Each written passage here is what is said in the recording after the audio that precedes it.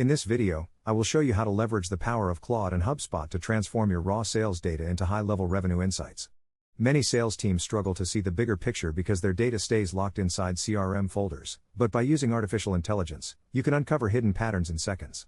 The process begins with a simple export of your HubSpot deals. Once you have your data ready, you need to use a very specific prompt to get the best results.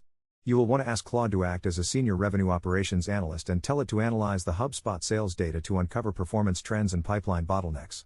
If you are using a CSV file, simply attach it and tell the AI to analyze the attached export. I recommend asking for 4 specific calculations to get a complete picture of your health. First, have it calculate your overall win rate analysis to see the ratio of closed won versus closed lost deals. Next, ask for velocity tracking to identify how many days a deal typically spends in each stage. You should also request deal size segmentation to see which tier brings in the most revenue.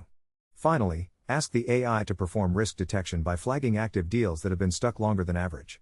Once the AI processes this, it will generate an executive report with actionable recommendations for increasing your pipeline efficiency. Following this method ensures you are not just looking at numbers, but actually building a strategy for growth.